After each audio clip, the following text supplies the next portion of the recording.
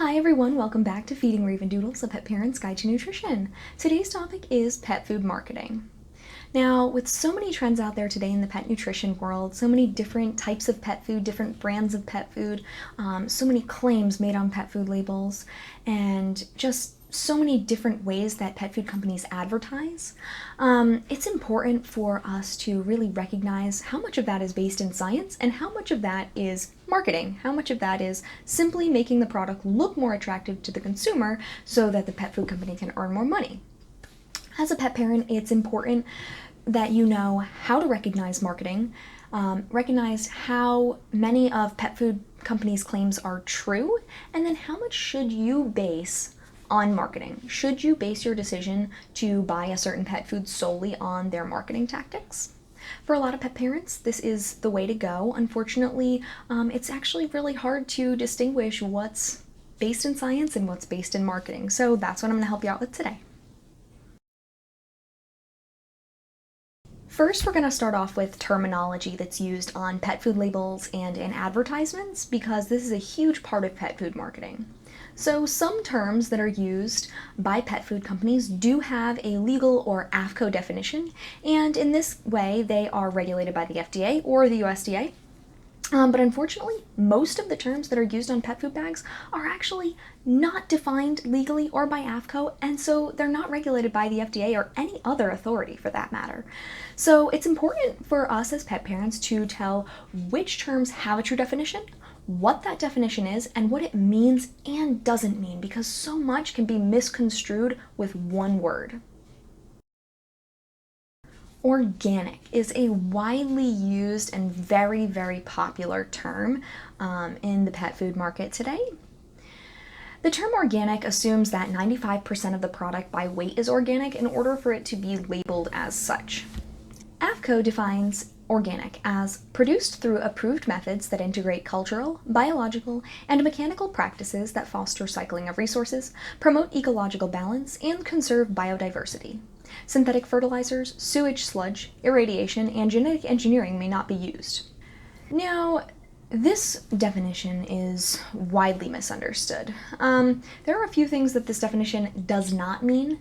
Number one being that conventional farming and pet food manufacturing practices can't be sustainable, integrative, or biodiverse.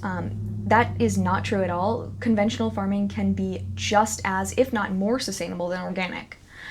This definition also does not mean that organic producers do not use fertilizers or vaccinate or medicate their animals. That's definitely not true. They do use fertilizers, pesticides, vaccinations, deworming protocols, and everything for their animals as well. And then it also doesn't mean that conventional farming or pet food manufacturing practices use sewage sludge in their pet food. This is kind of irrelevant because sewage sludge is not able to be used in pet food manufacturing anyways. So it's kind of there as just slid that in there to kind of make you think that conventional pet food manufacturing does use sewage sludge, which is definitely not true. So the USDA inspects, verifies compliance, and has the ability to audit pet food manufacturers that are operating under that organic seal, if you will. Companies definitely have to pay a huge fee for this service, and that does come with an inflated price tag for the end product. So this is why organic pet foods and even organic human foods are a lot pricier than conventional pet foods and human foods. Also, the USDA does not consider organic foods to be necessarily safer, healthier, or more nutritious than conventionally produced foods because there is no scientific evidence to support this claim. And unfortunately, these claims may be made by pet food companies or even human food companies to make you think that organic is much better than conventional food when it's really not. The term organic may just be seen on a pet food label as maybe the name of the food, the name of the company, but it doesn't have that little USDA organic seal to back up their claims. This is technically illegal. And if a pet food claims to be organic and it is not in compliance with the National Organic Program, the product is misbranded under state and federal feed laws and is subject to regulatory action by feed officials. This does go for a lot of pet food out there that is labeled organic, but unfortunately this issue is not well regulated at all, so pet food companies do get away with it. So even if you're buying a product that's labeled organic, it might not actually be organic at all. AAFCO defines natural as a feed or feed ingredient derived solely from plant, animal, or mined sources, either in its unprocessed state or having been subject to physical processing, heat processing, rendering, purification, extraction, hydrolysis, enzymolysis, or fermentation, but not having been produced by or subject to a chemically synthetic process and not containing any additives or processing aids that are chemically synthetic, except in amounts as might occur in good manufacturing practices. So, long definition, but long story short, most food materials out there are actually pretty natural. So most things do come from plant, animal, or mineral sources. And almost all pet food and even human food undergoes these processes that they described. So physical processing, heat processing, rendering, purification, extraction, hydrolysis, and enzymolysis, and fermentation. So all of those things are very normal and they're used to make most pet foods and a lot of human foods as well. So most ingredients are natural, like I said, derived from plants, animals, or minerals, and processed by these methods. The definition of natural doesn't exclude very much. It just excludes most synthetic ingredients like preservatives, additives, colors, and flavors, and also vitamins and minerals. However, if a product is labeled natural, it can have the little caveat out at the end saying natural with synthetic vitamins and minerals, because during processing, vitamins and minerals actually do get destroyed or weakened, so they have to be added in after the food has been cooked and processed. So in this way, a product can be called natural but still have some synthetic ingredients in it. And food can still contain chemicals as long as it's part of a normal manufacturing process. So again, you might be paying for a product that's called natural, but it might not be 100% natural. But again, like with organic, AAFCO recognizes that natural ingredients are neither healthier nor safer than those produced by conventional methods. So there's no scientific evidence saying that natural is better than conventional, just like organic. Holistic is another widely used term, and it's similar to natural. However, it has no AAFCO definition, and therefore it's not subject to any regulation whatsoever. The commonly understood definition of holistic is considering the whole being, including physical and mental wellness. However, there's no real way to determine this legally or to define it, and to tell if a pet food company is actually upholding this standard.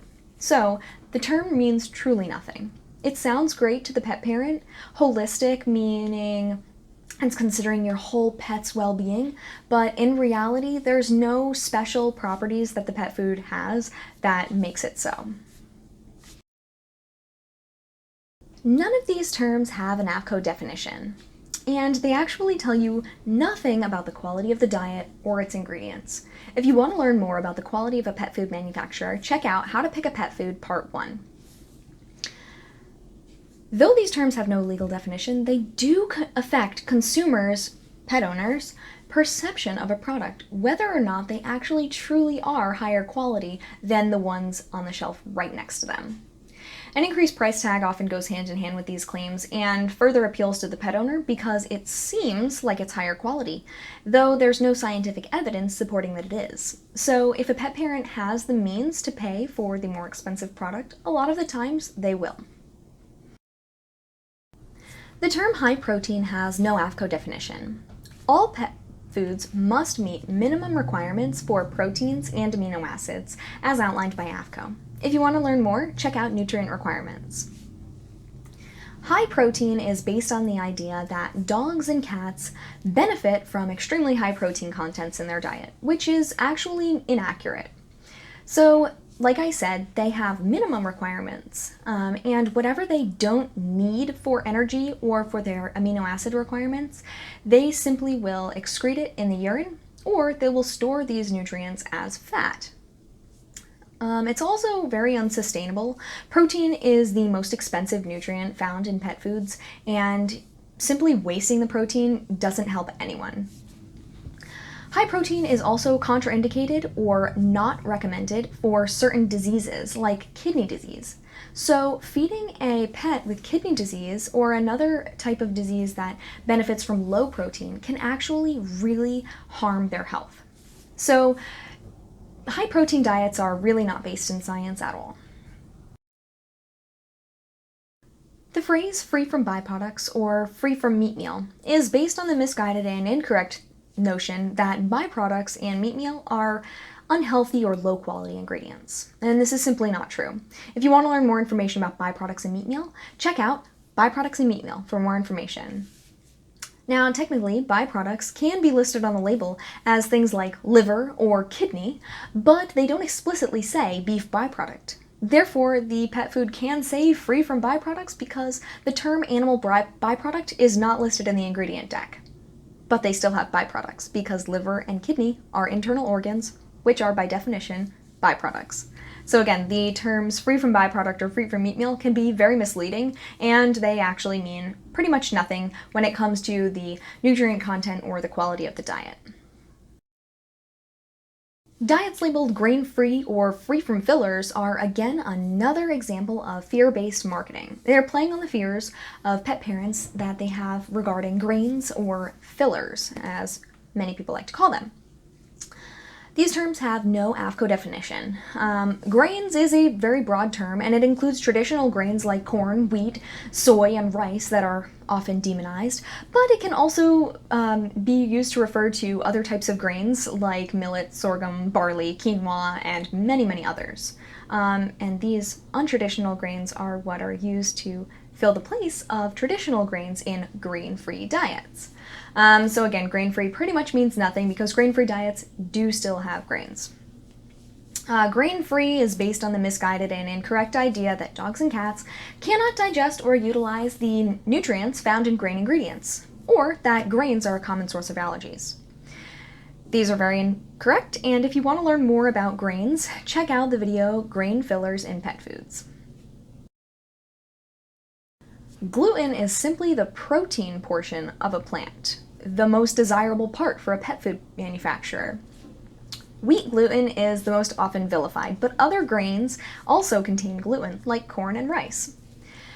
Gluten-free diets are based on the human trend and the incorrect belief that wheat gluten is a common cause of allergies and insensitivities in both humans and pets. Again, very untrue. Gluten insensitivity has only been documented ever in one single inbred family of Irish setter dogs in Europe and possibly in border terrier dogs, but it's never been documented in mixed breed dogs or other breeds or in any breed of cat.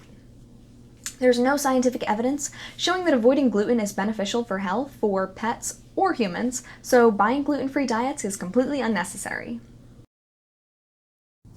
Human-grade pet foods must comply with the edible to humans definition that's set out by the USDA. Edible pet foods must pass inspections by the USDA, and per AAFCO, they must be manufactured, packed, and held in accordance with federal regulations. Following these federal regulations is extremely expensive and therefore translates to the inflated cost of an end product of, let's say, a human-grade pet food. The presence of the human-grade label implies a product or ingredients may meet the legally recognized edible standard. However, most pet foods labeled this way are actually misbranded, which is technically prohibited and illegal, and therefore they can be subjected to legal action. But again, this issue, along with many others, is poorly enforced, so a lot of pet foods can be labeled human grade, but are not truly so. This is a great example of ingredients not being the same as nutrients. Once an ingredient is cooked, mixed into the diet, and processed, it provides nutrients to that pet, who doesn't care where those nutrients came from. All the pet's body cares about is whether they can digest and utilize those nutrients. Also, whether a product is or is not advertised as human grade has no impact on product safety. So human grade pet foods are not safer, healthier, or of higher quality than conventional pet foods. So therefore, buying human grade pet foods is actually not necessary at all. The acronym GMO stands for Genetically Modified Organisms. GMOs are crops that have been genetically altered to grow faster or larger, with less pesticides, less space, less water, or other qualities. GMOs help food be of lower cost to consumers, use less farmland and resources, so that we can get maximum benefits from farming these crops. Some GMOs in developing countries have even been created to combat human nutrient deficiencies, like golden rice in the Philippines, which provides humans with a great source of vitamin A. Contrary to popular belief, not everything is a GMO. There are only 10 GMOs that can actually be sold in the United States. There is also no scientific evidence showing that eating GMOs is harmful to human or animal health. So therefore, avoiding GMOs is completely nonsensical, and buying things that have the non-GMO label is perpetuating that fear-based marketing that I mentioned earlier, and kind of perpetuating pseudoscience, because the proponents of non-GMO say that genetically modified crops and organisms are unhealthy, unsafe, what have you, but this is, again, not based in science and not true.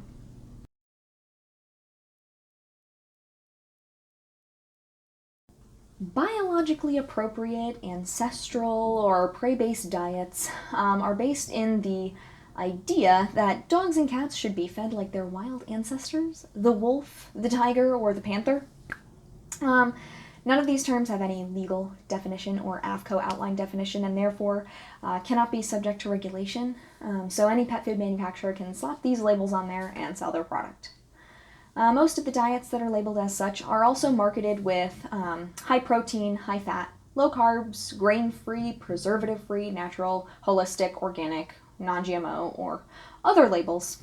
But as I said before, for each of these terms, there's no scientific evidence that any of these terms and the claims that kind of go with them show that they're better than traditional or conventional diets, or diets that don't bear these labels. Prey-based or biologically appropriate, whatever you want to call them, these diets are not based in science at all. So many changes came with domestication of our dogs and cats, and just like when we evolved, they evolved with us. Namely, the changes to their diet and therefore their digestive tract have caused dogs and cats to evolve so far from their wild cousins, the panther, the tiger, the jaguar, the wolf, the coyote, that our dogs and cats are virtually unrecognizable from their wild cousins. So, of course, Fluffy the miniature poodle is not a wolf, and Raven, the domestic short-haired cat, is definitely not a panther, no matter how much she likes to act like one. Photos found on pet food labels, like pictures of meats, fruits, vegetables, or other enticing morsels, are strictly for your benefit. They don't actually legally have to match what's on the ingredient list, and they're not regulated by the FDA. So they're just there to catch your eye and make you think that what's pictured on the pet food bag is what's in the ingredient deck, when the two might not actually match up. Celebrity endorsements are really common, and unfortunately, anyone can slap their name on anything and say that they approve of. Celebrities that are not veterinary professionals do not have formal animal health or veterinary training, and they have no nutrition education, and therefore whatever they say about a product means essentially nothing. It just means that they like it. It doesn't mean that they can back up any of the science or anything that has to do with production or manufacturing of that product at all. On the other hand, there are some celebrities with their own pet food lines, but they are not nutrition trained. They do not have a DVM. They do not have a board certification in veterinary nutrition, and therefore they do not formulate, cook, or oversee their food production, nor should they be, because they are unqualified. Doesn't matter how good of a chef these celebrities are, they're not an animal nutrition expert and therefore have no business really making any pet food. Veterinarians, unless they have a PhD in animal nutrition or are board certified veterinary nutritionists, have no qualifications and no business making or formulating pet foods. Some veterinarians may claim to have extensive training in nutrition, but they consistently give advice that contradicts the WSAVA nutritional recommendations or the AVMA's stance on various nutrition topics. As a pet owner, you might find it difficult to determine if a veterinarian fits this description. So if possible, try to find out what pet food company they are involved with or what they endorse. Listen to the kind of nutrition or medical advice that they give, and then compare these to the AVMA policies and the WSAVA nutrition guidelines and see if they match up. If they don't, it's probably best not to buy into their pet food. Commercials and advertisements are not accurate representations of quality or anything else about a pet food or the manufacturer. Use this video, How to Pick a Pet Food Part 1, to choose a pet food, not commercials or online advertisements or what you hear about on the radio. Unfortunately, pet food manufacturer websites are not well regulated by the FDA. It's extremely hard for the FDA to police websites when there is so much information out there on the internet and it's ever changing. Some pet food companies may have extensions of their labels or make health claims or drug claims on their websites, which is technically illegal if they don't have a license to do so by the FDA. But like I said, it's very hard for the FDA to go after them. So even though they are technically able to be subjected to legal action, a lot of the time they get away with it. Usually, a website is an extension of a pet food company's marketing, but in some cases, a pet food company might have a very strong research component and actually have a separate website that they use to inform pet owners about their research and development. Usually these websites will end in .org and be completely separate from the marketing side of their company. In these cases, it's usually safe to trust what you see, but in the other cases, like we talked about previously, you usually don't want to trust any claims that you see on a pet food company's website, especially if it's kind of being delivered to you hand in hand as marketing. Pet store advertising is a huge aspect of pet food marketing. It's usually going to include any advertisements, posters, signs, brochures, or handouts that you get from a pet store or its employees. Oftentimes, pet food companies will give pet stores education, lectures, or materials, but unless this information is coming from a board-certified veterinary nutritionist or a PhD in animal nutrition, usually it is unreliable and therefore shouldn't be trusted. If you want to learn more, check out How to Find Reliable Nutrition Information. A big price tag does not always mean higher quality. To the contrary, it usually means that a pet food company is spending more on marketing, ingredients, or both. Check out nutrient requirements for more info on ingredient quality. Pet food companies who are backed by science are often a bit pricier than basic conventional diets, but this is because they use that money to pay board-certified veterinary nutritionists, perform quality research, and advance nutrition science. So that's why research-based pet food companies are a little bit pricier, but those pet food companies that are based more in marketing are generally a lot more expensive because they use very expensive like human grade or organic ingredients, or they spend a ton on marketing like commercials, online advertisements, or pet store marketing like we previously talked about. Thank you so much for watching this Popular Topics video on pet food marketing. Don't forget to like, subscribe, and share with your friends. Leave a comment down below if you have any questions about this topic or suggestions for future ones. Also, don't forget to check out that video's description below where I provide you with a ton of extra reading materials and the resources that I used to create this video. Check out www.feedingravendoodles.com for a complete collection of all my videos and articles, and a bunch of different resources for pet owners. Next time, we're going to be talking about treats, table scraps, and food toppers. Say bye, Raven.